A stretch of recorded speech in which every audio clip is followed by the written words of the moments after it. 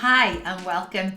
My name is Ali Hart and I am the host of this podcast, and you're listening and watching How to Build a Creative Business in a Noisy World.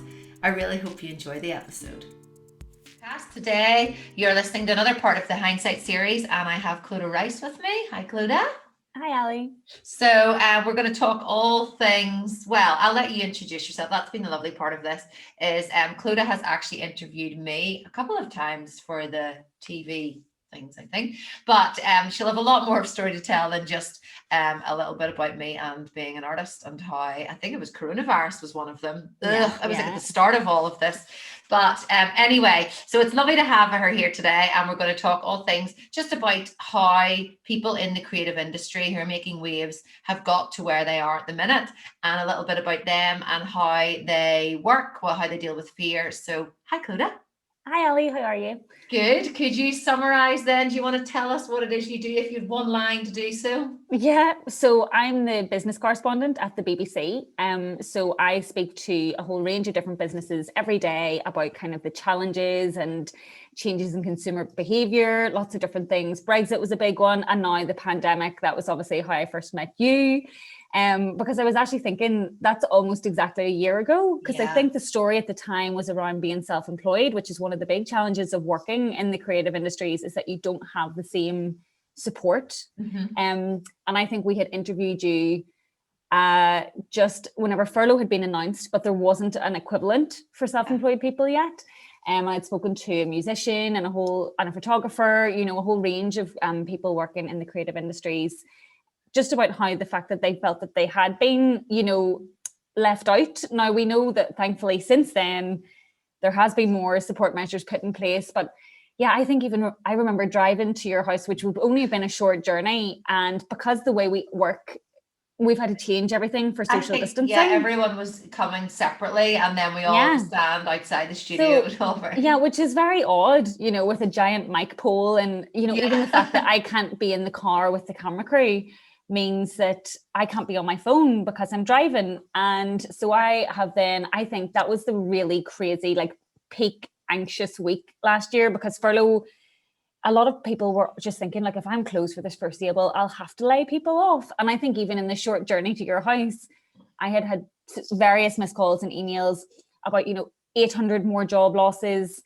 The Chancellor had announced another bounce back loan scheme, and people are ringing me saying, can we get your analysis on this? And I'm going, I was driving the car, I haven't heard any of it. So I think that that's been a big challenge of how to try and work, and how the pandemic has made my job that bit harder, because news is so fast. There's never been more news, but the way in which we gather news is so much slower. Yeah, so, and you haven't really mentioned about you're saying about a bit of the go-to, and about news being one part of it. Twitter, you're very active on, and you're right. People, once news breaks, we kind of look to Clodagh in Northern Ireland in the business sector to hear what the facts are, because you're very good at getting the facts out. So I guess it's funny because social media. I was on Twitter long before the pandemic. It is part of the job, but there's never been such a kind of need for information. Whenever people are literally waiting on a press conference to find out if they can go to work tomorrow, or, what support there's going to be for them. Yeah. So and anytime I tweet anything, all the replies are just, well, what about me? What about this industry? What about, if you tweet about one sector, there's 5 others who will reply and say, ask them about me, and I think that has actually, it's been really useful in that, people do need information. Even I've had some very positive feedback from people saying it was you tweeted saying there was a grant and I was able to apply for it, and I just got a couple of, and I got money to help me pay my bills,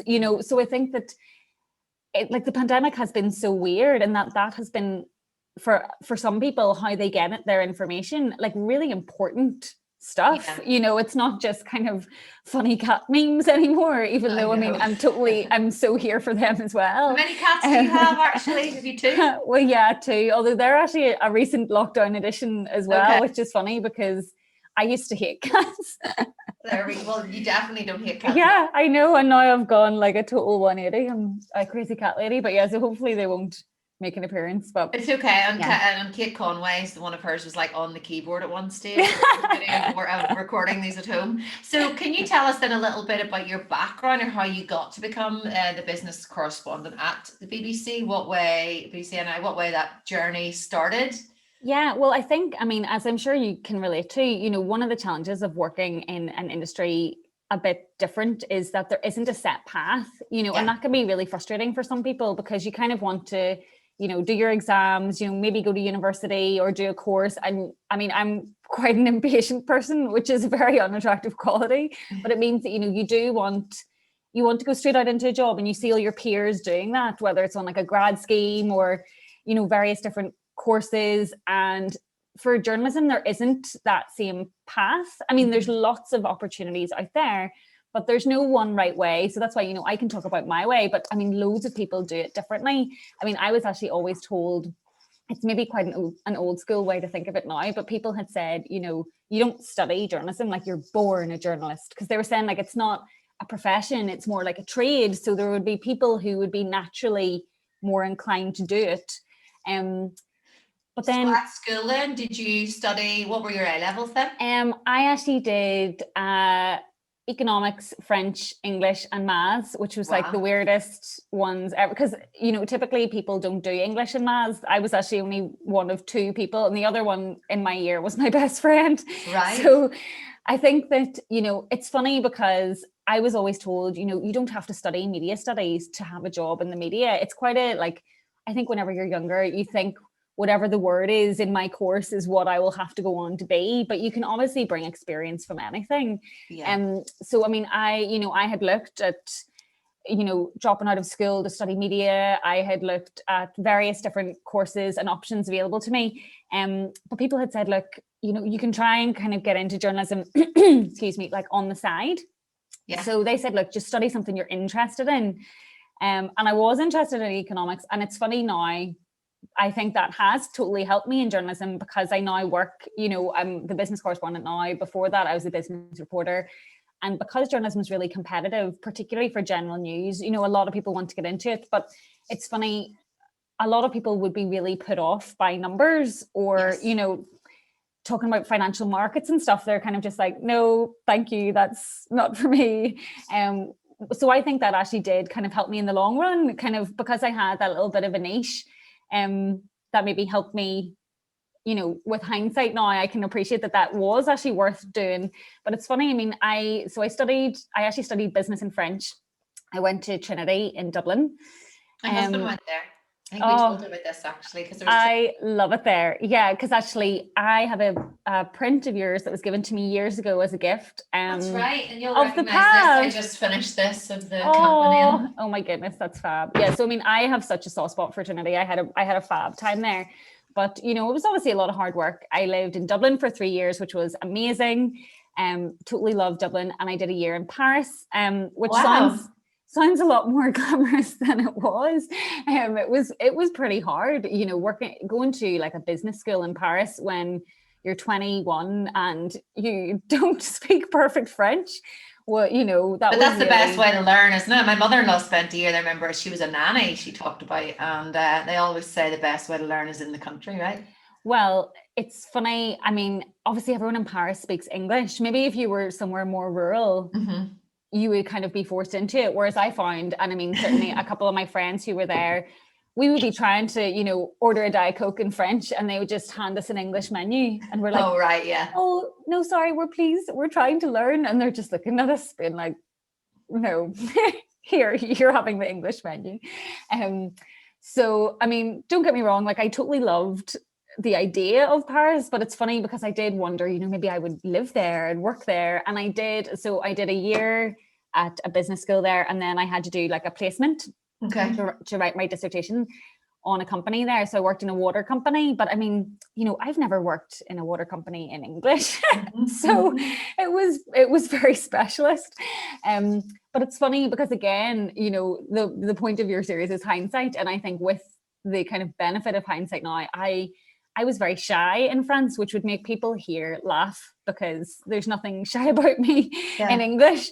But I think because I was so reluctant to make a mistake in French, now whenever I'm asked to do things that people would find really daunting, you know, like hosting an event of hundreds of business people, I'm like, but sure, it's in English. Like I'm fluent in English. I know all the words. So it kind of makes it a little bit less, you know, because I was totally out of my comfort zone there, even doing things a little bit out of my comfort zone here, you're like, well, it'll never be as hard as it's really to present in a different language. It's really interesting you said, because my husband is, I studied A-level French, and we were out at it was one of the Randox, it was this cool big day event polo thing, and we were sitting at a table, and one of the people there was French, and their partners taught French.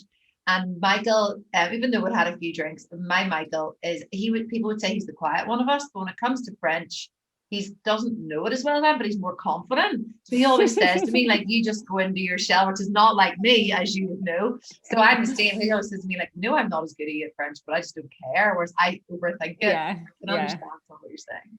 Well, yeah. So I think, I mean, I was certainly, that totally put me out of my comfort zone, but I think it also did make me more appreciate coming home.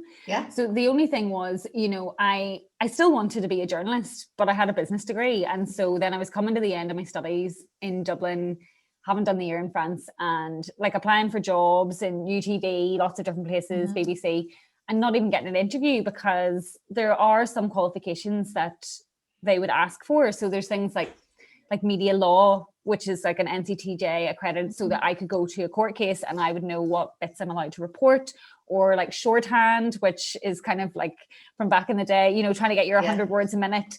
And so I wasn't hitting any of those, you know, I wasn't even getting close.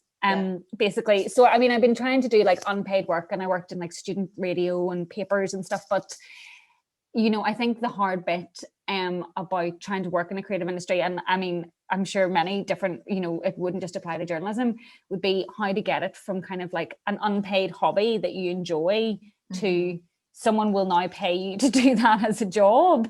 You know, in that I had done lots of kind of placements and internships in various different places, and people were willing to take you on in that capacity, but you're like, well, how do you get to the next step up, you know? So I mean, I ended up, I did a master's in journalism. It was a year in Coleraine. So I lived in Portstewart for a year, which was fab. Just, you know, because it's lovely being by the sea. But again, I was trying to kind of, that was Monday to Thursday, and then I was trying to work for free Friday, Saturday, Sunday in various different media organizations. And again, I know that that's something that you're always told never to do. You know, as a creative, you're meant to value, you know, your worth is and your value, and it's a very sticky area. And I'm very fortunate that I was privileged enough to be able to live at home, and so I could work for free. Well, you were working in the right line of work for free. So as in you were basically shadowing essentially, or you were exactly. You know, so that's shadowing. Different from being like turning up at a restaurant and saying, you know, I'll work for free there. So it was kind of in your line of in the industry that you wanted. So it's experience. And I think a lot of the time, especially in Northern Ireland, it can really help with networking and making contacts. So you know, like if you were shadowing one person and they brought you into court, you'd meet another person who would say, oh well, you know, you can shadow me at the weekend, or you can come in to us on a Friday. And so like some people like Barbara McCann, who used to work at that time it was Cool FM that I started shadowing her at, and Brendan Wright, who used to work at RTE, they were so good to me because they sort of said like, just come in, you know. And like Martina Purdy, that was the first time I was in the BBC because she let me in just to shadow her. But it's only from doing all that shadowing then, you know, I was still applying for jobs and still getting nowhere with a master's. And you think like, I've now got 2 degrees, I'm not making any money, like I can't do this forever. But I think I sort of just told myself, like, try and do it for a while. But it is, you know, being self-employed, you will get the odd freelance shifts, and obviously you can never turn them down because you're so worried that you might not then get them again. Because there's 10 people behind me who, if I say no, would do it. So I mean, so I did the master's, and then I was kind of freelance for a while, and basically would do any shifts I was given anywhere, you know. Like I did, probably the place I worked most was City Beat, which I loved. And I know that you had Abe on as well, who I used to work with. It's a radio station, And so that was probably like the first call I got from there to do a paid shift was actually a girl who I then went on to work with at BBC called me and said, it was in the middle of my master's exams, like I hadn't finished or anything and I should have been studying. And she was like, look, would you be able to it would be a paid reporter shift? And I'm already thinking, yes, regardless of what it is. But it was because their reporter, Tony Rice, was off on annual leave and Obama was coming to Belfast. Do you remember? My Michael got to go. I'm talking a lot about him, but there was the waterfront, and he got to go with his school, and it was class. So that was literally like my first paid shift, and I remember thinking like, this is like I have peaked. This is the dream. Yes, you got like a little White House pass, and like the people who I was sat alongside, like it was literally my kind of, I was kind of beside like political correspondents and like Stephen Nolan in the corner, and you're just like, this is crazy, like how have I managed to get this? So it was great. And I mean, I did get a lot of opportunities, like I did work hard to get them. You had to do a lot of kind of unpaid, very unglamorous things, but then every so often something like that would come along and you would think, right, I am moving in the right direction. They were willing to give me a paid shift, so that then makes you think it is worthwhile. But it was similarly tough in that, at that kind of age, like a lot of my friends. So how old were you then? I mean, I was probably like 23, which is funny now. Like, I mean, I know I'm like, oh, I was so young. But at that time, a lot of my friends were like living in New York or working in London or Brussels, and some of them were engaged. And I was still living at home, like plugging away at your working maybe like 3 jobs, working the weekends, and still not making enough to even have to pay tax. Like it was just kind of thinking, like, how long will I keep doing it? Because there's also like, you still want to have a social life. Like I still wanted to move out and I wanted to be able to afford to do things.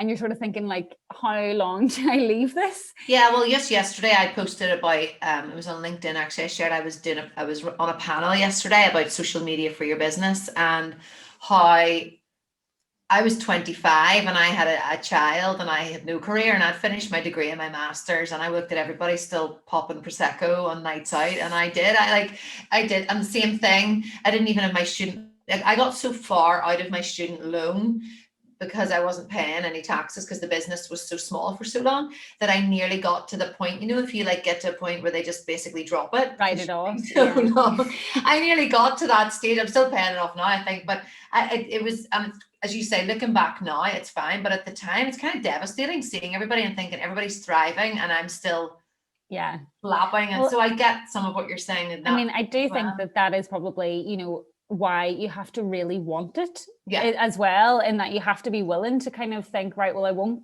I can't afford to move out for a while anyway. Or because I actually remember talking to 2 of my very kind of successful high flying friends, like all my friends are would make you totally jealous, except they're all so nice. And I remember saying to them, I just feel like you've all taken like 2 steps forward and I've taken 2 steps back. And they were so sweet about it. They sort of said, well, like, first, because I had said, like, I just totally wasted my time going to uni. Like if I'd started off trying to get a job whenever I was 16, I could have worked my way up by now.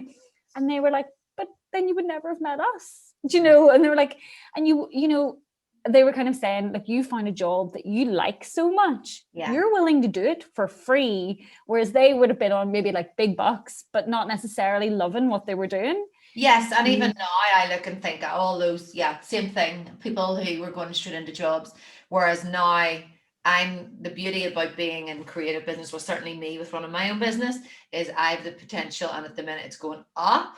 Whereas like they can kind of peak, and everything's different and everyone is different. And I think it's good to appreciate that path isn't straightforward, but you wouldn't change it now, would you?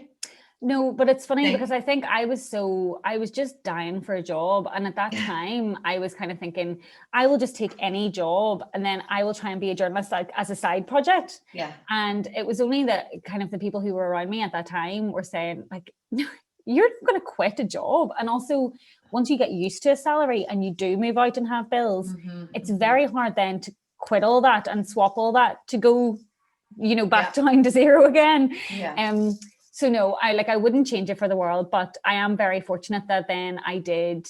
So about like between 6 and 7 years ago, then I did get into the BBC. Starting off on, one day a week. Again, it wasn't particularly glamorous, which is funny because my parents were like, oh, our daughter's in the BBC, we can retire. Like, how much money do they give you to spend on makeup and clothes? And I was like, well, actually, I only have one shift every week. Yeah. So we need to just manage our expectations here.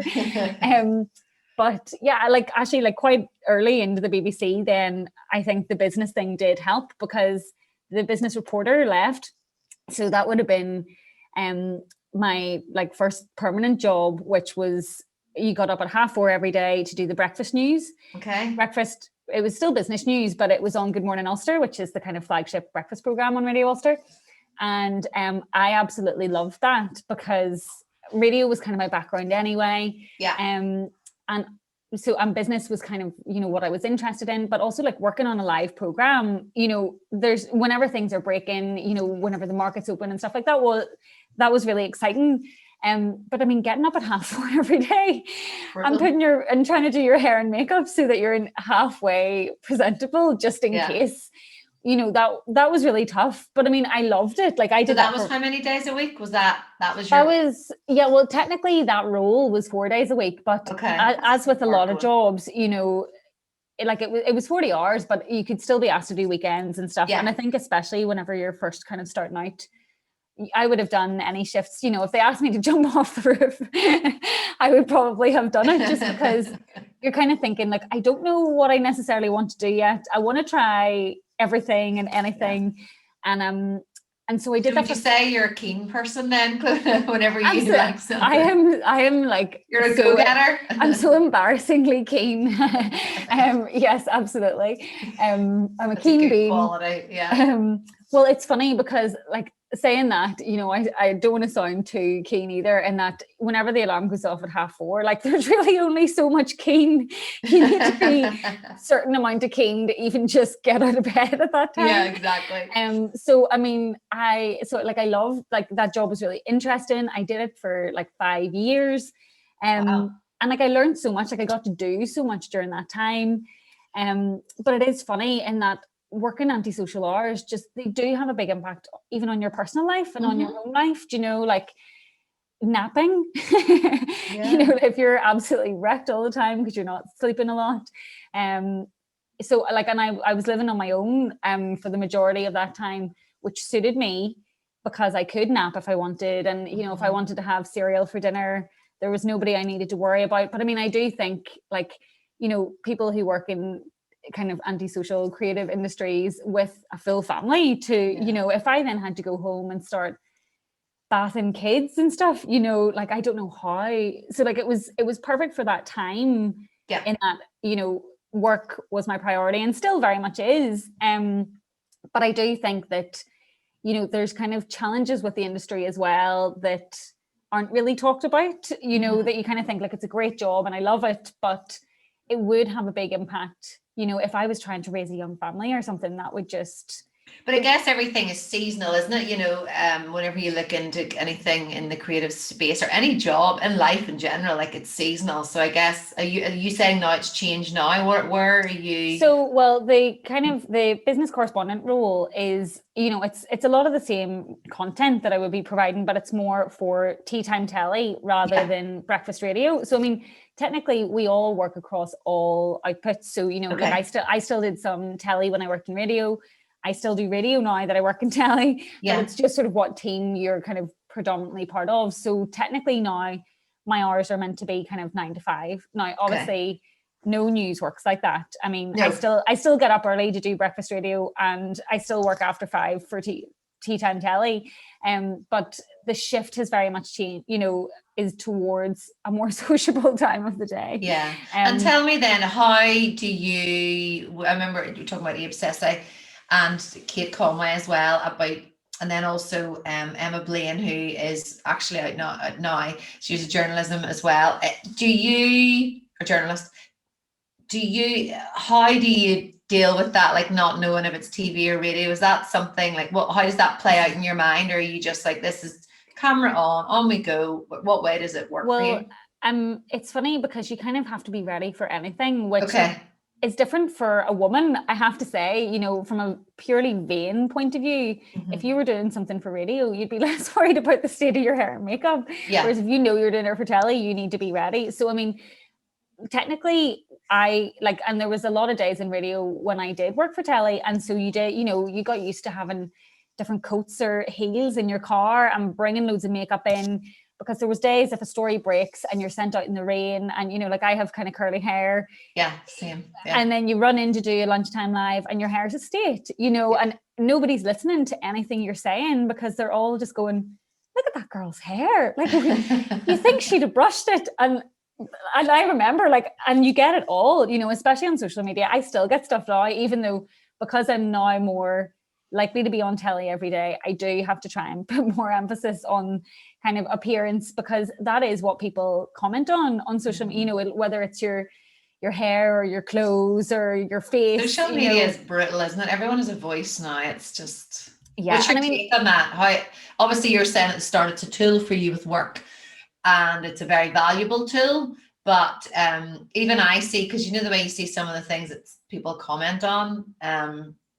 I saw someone commented recently actually in yours about a coffee cup. But the point is we can't use reusable coffee cups at the minute. And I had started the tweet to reply and then I thought, nah, I'm just going to leave that. Well, it's funny. You're very good at just leaving things, whereas I think the pandemic has definitely made social media a more challenging place, you know, whether it's demanding for the right reasons because people need information and it's my job to give it to them, but also for the wrong reasons where people are maybe sat at home, they have more spare time, and especially if they have the news on all the time, you know. I mean, I've had a very negative experience of social media this year. Like, I'm not going to lie. I still use Twitter. I have to, it's my job, but I don't love it anymore. I've totally fallen out of love with it. And which is a bit sad, but because I like that it's news from the source. And that was what I wanted to be, you know, like, that's why it's so sweet that you said, like, if you want to find out what's going on, you would go and look for mine, because that was kind of what you wanted to achieve. But similarly, there's a lot of grief, and, you know, particularly this year, me and my friends, my colleagues have had a horrible time. Yeah, so it has made me kind of step back in that I do tweet, but not in the way I used to engage. You know, I wouldn't really reply to people the same way now. I would also be quite private in terms of things like, you know, I would never share anything on social media about my family, which is funny because we just had Mother's Day and everybody is, you know, and it's paying tribute to their mother. And it's not as if I wouldn't want to pay one to mine, but I just think, you know, I can get some grief online and I don't want to subject other people to that, you know. So I sort of think, like, my parents are kind of, you know, they're private people with their own lives. That's totally off limits. And so I think that's made me just think twice about what I would share. You know, like I share stupid cat photos because, like, they're cats, you know. And we were talking yesterday, Caroline O'Neill, sorry to interrupt you, we were talking about people saying, you know, for business, social media is so good for business and it's free, right? It's a free tool.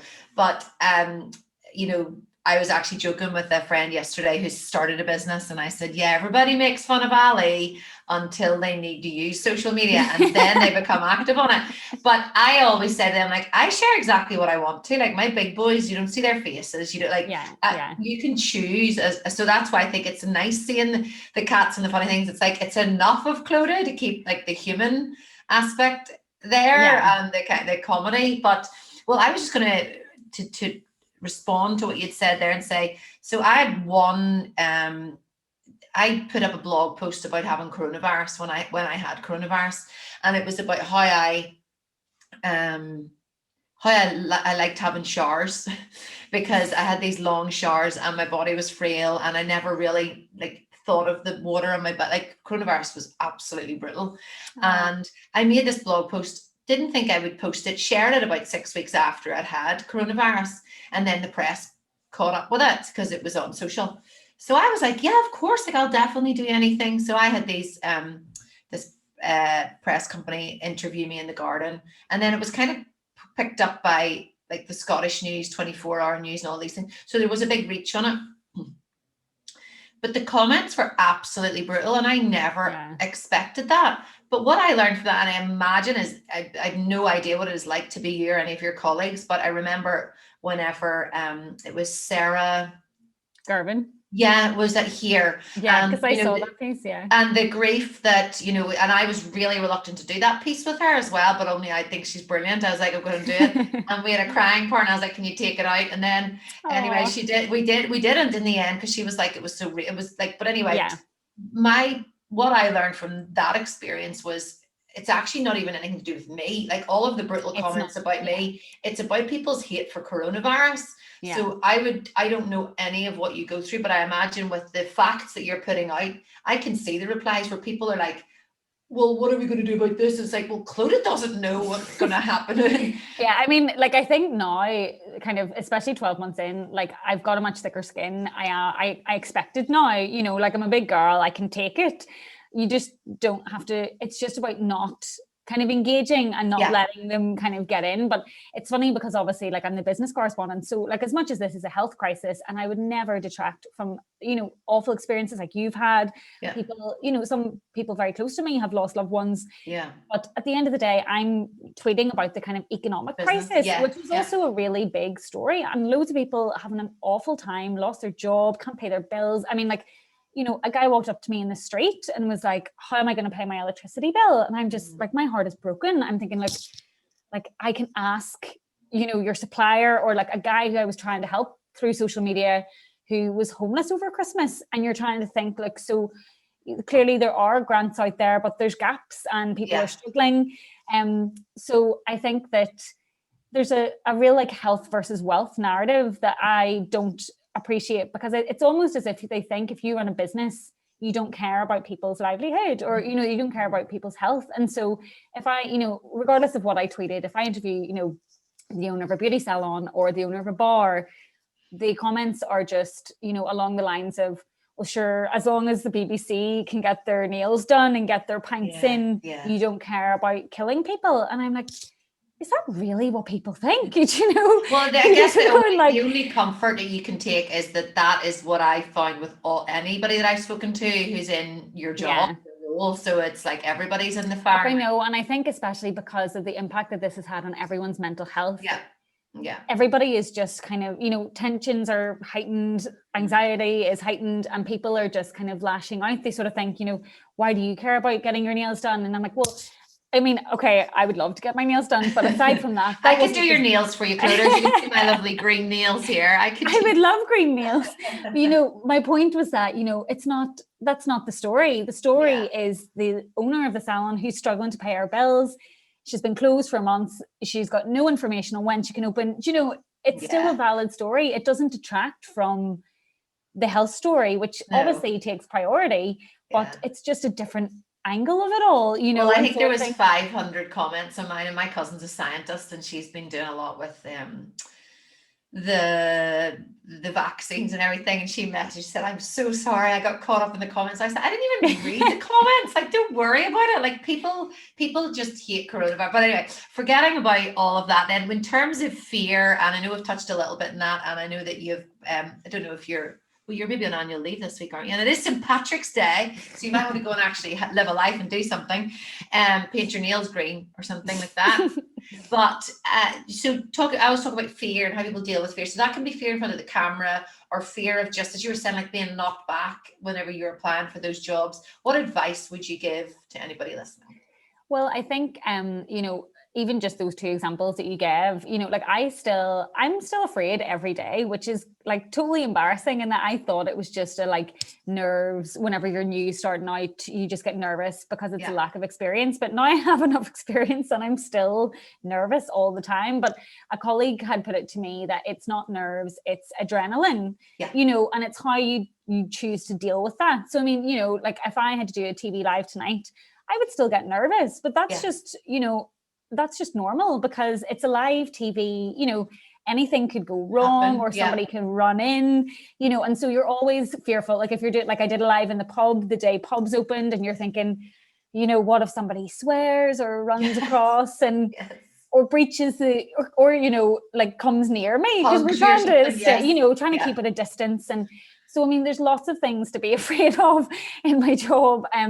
But also, as you say, with rejection, you know, in that like there's loads of jobs I never got, you know, like I'm only talking to you about the one I did. You know, I applied for loads of jobs and never got an interview, or I did interviews and didn't get the job. And so I think it is kind of just about how it's still something that I'm learning, but it is how to try and kind of use that fear in a way to think like, and again, like I'll use the silly comparison back to France, you know, like as scared as I would ever be here, I'm like, you know all the words. This is your native language. So even if you like stumble, you know, it's not the end of the world. Now, I think it's probably, and like the way you were saying about you don't like making mistakes in French the same way I didn't, I think it can be hard. You're probably very hard on yourself the same way I would be if you do make a mistake. But I think you also need to learn from people. You know, I have seen totally professional colleagues like with so much experience on telly, you know, like there was like a great example and now it comes to mind of like Mark Davenport, the former political editor, and he was doing a live outside Stormont and his microphone just blew onto the ground. And like he didn't even, like apart from the fact that his face didn't flinch, he just walked over and picked it up and kept talking about the political commentary of the day. Whereas that's the sort of thing that I would think, like I would like, even just from a radio perspective, if you get nervous, I think it's easier to hide nerves in your voice. From telly, you couldn't hide. I've got such an expressive face that I can only imagine if my microphone blew over, my face would be like, oh, like, what do I do now? But you know, you see things like that happen and it's not the end of the world. Do you know, like, exactly. So that's what I think, you know, it's about trying to keep things in perspective. Like if that's what you're really afraid of and it's fine and it happens and it's fine, you know, you need to just realize that, you know, mistakes do happen. Everybody makes mistakes. And not every day in your job is going to go perfectly as much as you would want it to. But also sometimes people love mistakes, which sounds silly, but you know, if you ever, like I remember going back to my City Beat days, there was a day I was on with Stephen Clements and all the computers broke. Like I can't remember what had happened, but basically like I couldn't read the news. He couldn't play any songs.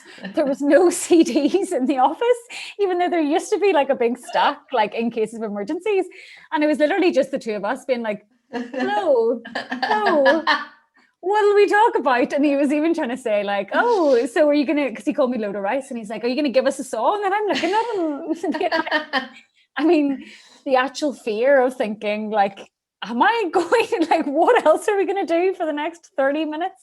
But people love that. People were ringing in. We got so many calls and tweets and, you know, messages of people saying like, I'm late for work. I can't get out of the car because I'm listening. I'm dying to see how long you guys have to do this for. So I think that, you know, if that's the worst case scenario and things do, like, because I would always worry about technology failing and stuff, but it's not the end of the world, do you know? And like, and similarly with the rejection point about jobs, like, you know, I was rejected from loads of jobs and I was devastated. You know, I'd applied for a job at the BBC in Scotland that I didn't get several times. You know, I'd also applied here and didn't even get a job interview. But then part of me thinks, you know, if I got one of those, I might not have got this. Yeah, absolutely. You know, so you sort of think that, you know, it might feel like it's the end of the world at the time and that nothing will ever, you know, but it's about trying to kind of pick yourself up and dust yourself off and realizing that, you know, nobody gets anywhere first time round. Well, we had I had a Christmas party and I limited it to like 20 people, and it was the highest like ticket price that I'd charged before, and I got dressed like Christmas party and I was so excited. It was my kind of like, you know, like target audience had bought the tickets. It took us like nearly 35 minutes because Sharon and I, my PA, had mixed up the codes. So we'd sent out two different codes. So it was one of those things where like I was trying to be the humorous one. I could see she was like rising, but then she's so professional. She basically in the end was like, I'm just cutting you off, or everyone were going. And then we had to start it again. And now friends of mine are like, they always use the example that, because I brought on some of my friends in the end to that, because that's what you can do when you're self-employed. Two of them recently have said, do you remember that time it was really bad at Christmas? Well, it wasn't as bad as that, but you know, I had technical difficulties. And I'm like, thanks, I'm really glad that you know, use that. No, I think that, you know, but the party still went on. And that's also how you learn, and that you probably learned from that to think, right, so I need to, make more sure about codes or whatever, and that you I need to let Sharon take control of it. But yeah, so it's all kind of a learning experience. Like obviously everybody has scary bits and everybody gets rejected and has really awful days, but it's about very colorful, doesn't it? Do you have, are you reading anything at the minute? Any books?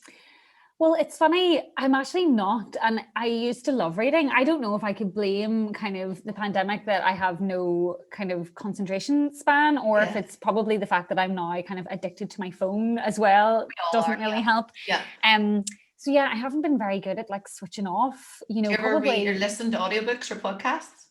I would listen to, podcasts the odd time. But again, I think it's funny because a large part of that is my job. Like if I'm reading... True. I'm kind of reading news online, or if I'm listening to podcasts, I'm listening to business news because that's kind of what I need to be across. But I still enjoy it. It's still like I would listen to interesting ones, but it's just funny for me, I think, because I associate it so much more with work.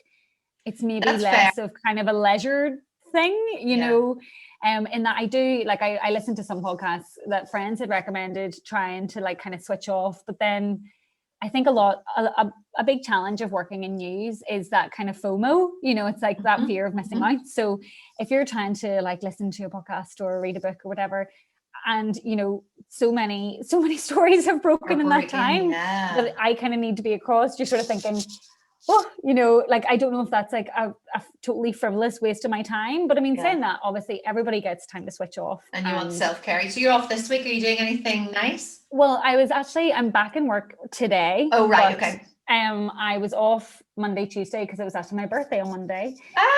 Belated happy birthday. Thank you. Yeah.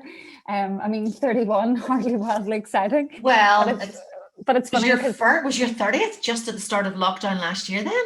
Yeah, and so I had a big party that I had to cancel, but it was funny because it was that awkward week. Do you remember, like, the Republic was in lockdown, so like my Dublin friends were like freaking out. My family down there were the same. Yeah, but like my friends and my family and stuff who were flying over from GB were like, can't wait for Saturday, and I was going, like, I was just. So, because then I'm thinking, well, if they paid for flights, I can't cancel it. Yeah. And then I also had some like relatives and friends who were, because some people were still traveling, they were kind of saying, well, I don't know if I would feel safe going to your party. And so you're then trying to work out. So I canceled it. But I was so relieved when I did, because I just thought like, no party is worth it, Yeah. But then I was only a couple of days early, because then by the time we got to the actual party, I think we would have been in a lockdown. Yeah. Anyway, but it's funny because I remember joking to the pub owner, being like, oh, don't worry, sure, I'll see you for my 31st. Like as if that would be a ridiculous thing. And I saw him last week whenever I was out filming something, and was like, well, like God knows what age I'll be. Did you just do a walk on your birthday? Yeah. Did you have a chippy I had a really, or something? really, really exciting walk yesterday. Thank goodness it was sunny, because sure, that's all you can do. But you know what? I actually had a lovely day in lockdown, because I had a few people deliver like treats to the doorstep. Oh, I love that. I had some nice food and some nice drinks. And okay, do you know what? Like, it sounds cheesy, but I still had a lovely day, and it just made me think, even just kind of switching off for a couple of days, regardless of the fact you can't go anywhere, it was still just nice to be off for a couple of days. Well, as we finish up there, it's really nice as well to see that I think you're quite a positive person. Do you want to finish up on that? Have you any like insight of how, like, do you meditate? Do you? That's so funny. Or is that just your natural like state of, like, even though you're talking about, getting a hard time on social, whatever, you still have this positive spin on it, and a like lockdown positive spin? Is that just your nature? Well, no, I would actually say I'm probably the opposite in that I'm such a worrier that, especially compared to a lot of my friends, they're kind of saying good news about this, like in terms of kind of being hopeful for the future. And I'm very much, like I was joking that I felt like the Eeyore of our WhatsApp group, because, they're all talking about like booking holidays and stuff. And I'm like, I don't know if I should go for a walk on Tuesday. You know, what if, like, how many miles away is Crawfordsburn? You know, and so I think that I would like to think that aside from the pandemic, I would have been a positive person. But I just think that has made everything, even being a positive person has been so much more challenging this year. Yeah. But no, I do think that, you know, if I were to take a positive out of it, it's that it has given you a bit more perspective and about slowing down, and even just from work, you know, kind of trying to have that time that you do switch off, because I think it's very easy to get, you know, addicted to social media and news, and even there's even days that I have to be like, right, you know, we're turning it off.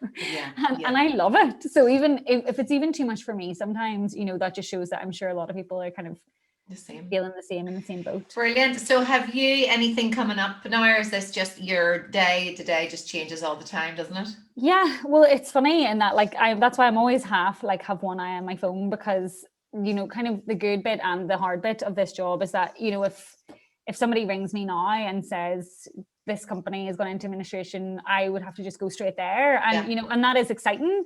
But it does bring challenges. So I try to plan stories, but they sometimes then just fall by the wayside depending on breaking news. So I mean, so I'm just kind of dealing with the constant news cycle. As it changes. But I suppose, I mean, like, something that we are all kind of working towards is the fact that it's kind of a year in lockdown now. So I'm trying to go back to a few businesses that I spoke to maybe this time last year, over the last 12 months, and say, you know, how are you feeling? Because at that time, none of us thought it would last this long, do you know? So I think that that's probably had a big impact, like not just an economic one, but even just kind of like a mental health impact as well.